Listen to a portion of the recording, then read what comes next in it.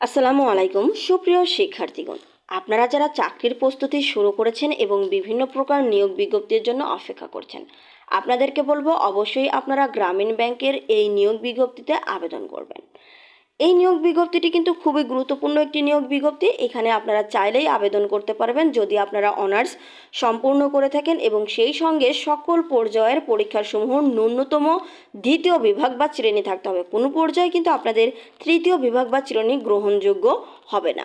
এখানে আপনাদের বেতন স্কেল শুরু হবে নবম গ্রেড থেকে। 2015 সাল মোতাবেক 22,000 থেকে 53,060 টাকা পর্যন্ত কিন্তু আপনাদের বেতন স্কেল হতে পারে।